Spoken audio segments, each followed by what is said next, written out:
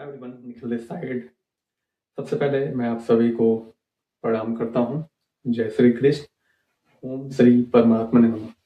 और आज हम जो वीडियो बना रहे हैं बेसिकली क्या है, मेरे दिमाग में एक छोटा सा आइडिया काफी देरों से आ रहा है, तो मैंने सोचा क्यों ना आज उस पर एक सवाल बनाया जाए।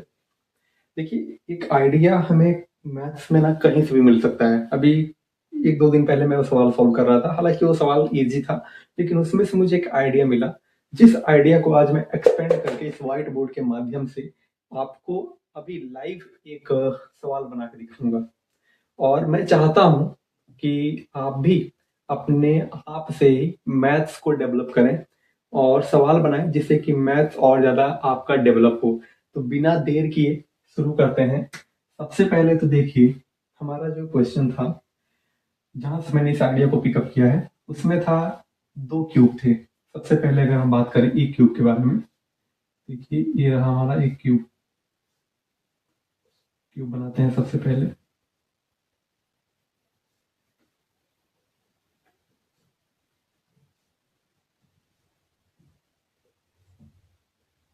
ये हमारा एक क्यूब बन गया, ठीक है। और हमने बोल दिया क्यूब का जो साइड है, जिसको हम एज कहते हैं, उसको ए मान लिया मैंने। आगे आप कोई सा भी यूनिट लगाएं, सेंटीमीटर, मीटर, कोई मैटर नहीं करने वाला है। तो हमारा अगर साइड ए है और क्यूब है, तो इसके 6 फेसेस होते हैं और सबका साइड ए होगा, ठीक है, क्योंकि क्यूब है तो सभी बराबर होंगे। अब उस सवाल में ऐसा था कि ए क्यूब है तो उसका जो सरफेस एरिया निकलता है, हमारा surface area of one cube, वो आता है जितने फेसेस हैं और एक साइड का स्क्वायर के बराबर। जैसे कि मान लीजिए ये साइड है अपना, तो ये ब्रेड्थ हो गया, ये हाइट हो गया, हमारा एक फेस हो गया, तो ए भी एक और ए भी एक। तो हमारा क्या होगा, एक ये हो गया, एक ऊपर वाला, एक साइड वाला, एक इस साइड वाला, एक उस साइड वाला और एक नीचे वाला। यानी टॉप पोर्शन, एक बॉटम पोर्शन, दो साइड के पोर्शन, चार हो गए। और एक पोर्शन इधर वाला, एक पोर्शन इधर वाला, एक ईस्ट और एक वेस्ट। तो टोटल 6 होते हैं। तो 6a² हमारा सरफेस एरिया निकल जाता है एक क्यूब का। सिमिलरली अगर हम दो क्यूब को यहाँ पे ज्वाइन करें, दो क्यूब को हम ज्वाइन कर रहे हैं, लेकिन हमारा सेम क्यूब है, इसमें मेंशन है, तो होगा क्या, अगर हम दो क्यूब को ज्वाइन करेंगे तो क्या होगा, चलिए देखते हैं।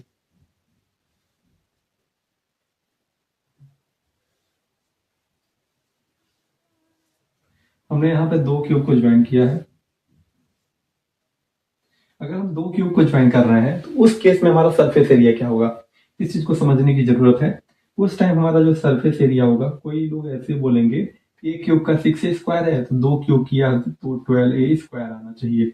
और जैसे आप बोलोगे हो जाएगा रॉन्ग, क्योंकि हमने यहाँ बात किया है सरफेस एरिया का। ध्यान रखिए, सरफेस एरिया सिर्फ सरफेस एरिया होता है।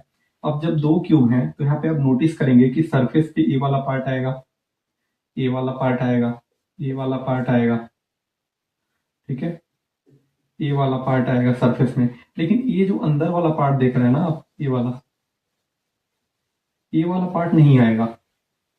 तो हमें ये पार्ट को माइनस करना पड़ेगा। और इस पार्ट को अगर माइनस करना है तो दो क्यूब है तो 12a² होगा टोटल सरफेस एरिया, ठीक है, इसको इंक्लूड करके। लेकिन हमें चूंकि ये वाला एरिया माइनस करना है, अगर इसको मैं निकाल के आपको बाहर दिखाऊं तो कुछ ऐसा दिखेगा।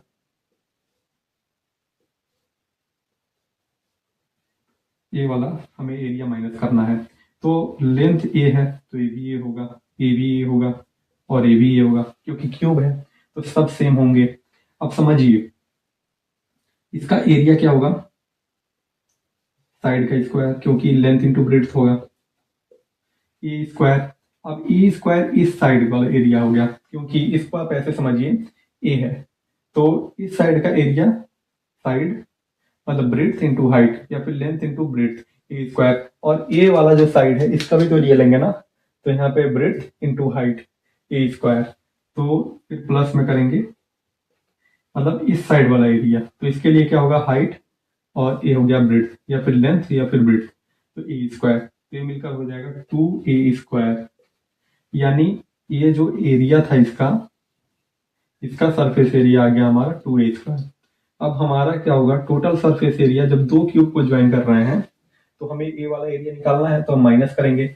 और माइनस करेंगे क्या, इसका एरिया, इसका एरिया क्या है 2a²। तो ये आ जाएगा 10a²। अब देखिए मेरा जो सवाल, क्योंकि उसमें तो सिर्फ यहीं तक का बात की गया था, जो क्वेश्चन जो मैंने सॉल्व किया उसमें सिर्फ यहाँ तक की बातें हुई थी, लेकिन सवाल इसके आगे बनने वाला है जो बहुत ही मैथमेटिकली और कॉन्सेप्चुअली बहुत ही स्ट्रॉन्ग क्वेश्चन बनने वाला है, उसके बारे में हम यहाँ बात करेंगे। तो देखिए सबसे पहले तो क्या है, ये हमारा S1 मिला, AS2 मिला। आप नोटिस करेंगे कि S1 जो है हमारा 6a², S2 10a²। सिमिलरली जो हमारा S3 होगा, आपको नहीं लगता इनके बीच का डिफरेंस क्या है? 4a²। और 4a² यानी कॉमन डिफरेंस हो गया एक AP में, यानी अगर हम इसको एक AP की तरह देखें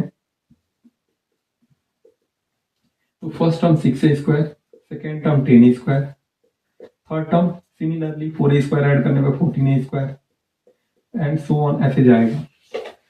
अब कुछ ऐसा भी हम कर सकते हैं कि हम इसका एक फॉर्मूला निकाल लें, सरफेस एरिया का एक तो फॉर्मूला निकाल लिया जाए, जिससे कि हम अगर एक क्यूब रखें तो भी हमारा ये वैल्यू आ जाए, 2 क्यूब रखें तो ये वैल्यू आ जाए। सिमिलरली अगर हमारे पास जितने भी क्यूब हम ज्वाइन करें, हमारे पास हमेशा उसका एरिया आ जाए। कितने क्यूब को जोड़ेंगे, 5 क्यूब को जोड़ा तो टोटल एरिया क्या आएगा, मतलब हमें इस तरह से निकालने की जरूरत ही ना पड़े। तो इसके लिए हम अब उसके आगे बात करेंगे, क्योंकि देखिए पहला 6a², दूसरा 10a², आगे 14a², इस तरह से AP का फॉर्मेशन हो रहा है।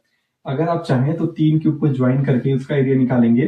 तो अब 3 जब होंगे ना क्यूब, यहाँ पे समझने लायक बात यह है कि 3 क्यूब अगर आप बना रहे हैं, मैं थोड़ा सा इसको और एक्सपेंड करके आपको समझाना चाहता हूँ। तो उसमें आप देखें 3 क्यूब में ना हमें 2 बार एरिया निकालना पड़ेगा, यानी 12a² से हमें 4a² माइनस करना पड़ेगा। तो 3 का अगर एरिया लेंगे तो 6 3 जा 18, 6 इंटू 3, 3 का माइनस 4 कॉमन करेंगे ना, नहीं हाँ 4a², तो 14a²। यहाँ पे एरिया आ गया, आपने देख लिया 14a², ठीक है। तो यहाँ पे एरिया आ गया, यानी AP का फॉर्मेशन हो रहा है। और AP का अगर nth टर्म फाइंड करना है तो क्या होता है formula, A plus nth term. अब यहाँ पे nth टर्म हमारा क्या होगा, इस तरीके से हमने कितने क्यूब को ज्वाइन कर दिया, n क्यूब को, और हमारा जो कॉमन डिफरेंस है वो क्या है, D है। D के प्लेस पे 4a² है, ठीक। और हमारा फर्स्ट टर्म क्या है, 6a²। तो हमारा यहाँ से कॉमन क्या होगा, a² तो सिंपल सा कॉमन दिख रहा है, 6 प्लस n-1 इंटू 4। यहाँ से a² को कॉमन किया, 2 भी कॉमन कर लेते हैं, तो बचेगा 3 प्लस 2n-2, यानी 2a², 3 में 2 गया 1, 2n प्लस 1, ये हमारा nth टर्म आ गया। यानी अगर हम n क्यूब को ज्वाइन करेंगे, ठीक है, nth क्यूब को ज्वाइन करेंगे तो Tn हमारा क्या होगा, एरिया बराबर होगा और फिर n क्यूब। n क्यूब अगर हमने ज्वाइन कर दिया, n क्यूब को जब ज्वाइन करेंगे तो उस n क्यूब को ज्वाइन करने पर जो एरिया आएगा उसका फॉर्मूला ये होगा। चेक भी कर सकते हैं आप, अगर आप n is equal to 1 put करते हैं, यानी क्यूब हमने एक लिया, तो यहाँ पे an मतलब A1 यानी a क्यूब जब था तो उसका सरफेस एरिया 6a² आया था, तो 6a² के बराबर आना चाहिए। n इज इक्वल टू 1 आप पुट करें, 2 प्लस 1 3, 3 2 6, A1। सिमिलरली A2 भी फाइंड आउट कर लेंगे आप, तो 10a² आएगा। फिर A3 में इस तरीके से ये जो आ गया ना, यानी एक क्यूब है जिसका साइड A दे रखा है, कोई भी हो साइड, अब उसको हमने ज्वाइन किया दूसरे क्यूब सेम क्यूब के साथ। इसी तरह से सिमिलरली हम उसको n क्यूब के साथ ज्वाइन कर रहे हैं तो उसका फॉर्मूला ये आएगा, यानी रिप्रेजेंट कर रहा है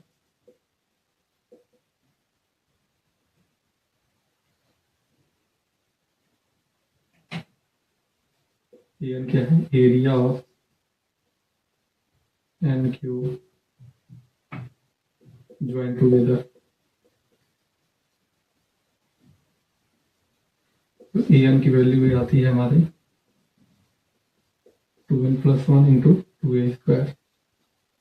तो यहाँ से अभी हमारा सवाल अभी समाप्त नहीं होता है, अभी तो शुरुआत है। हमें an की वैल्यू मिल गई इतनी, अब है क्या, हमें AP पता है, ठीक है, हमने n टर्म मतलब कि एरिया फाइंड आउट कर लिया। अब क्या है, हम यहाँ से आगे भी कुछ बढ़ सकते हैं, जैसे कि हमारे पास एन है, एरिया पता है हमें, और इसी तरीके से एन हमारा टीएन के बराबर भी है, तो हम एसएन भी फाइंड आउट कर सकते हैं। यानी ये तो क्यूब रहा, यानी एन क्यूब को जब आपस में ज्वाइन करेंगे तो उसका एरिया ही होगा। लेकिन पहले वाले क्यूब का एरिया, दूसरे वाले क्यूब का एरिया ज्वाइन करने पे, तीसरे वाले क्यूब का ज्वाइन करने पे, इन सबका अगर सम पता करें, यानी इन सभी from 1 cube two n cube जितने भी हैं उन सभी एरियाज का अगर सम फाइंड आउट करें, SAN उसको बोल सकते हैं हम, तो उसका फॉर्मूला आप सबको पता ही है, n/2 2a plus n-1 into D. और आपको n की जगह वैल्यू पता है, n ही होगा, n की वैल्यू पता ही है, मतलब n तो आपका दिया ही नहीं है, n मतलब number of cube, n cubes होगा ना, यहाँ पे ले जाएंगे हम, बनाएंगे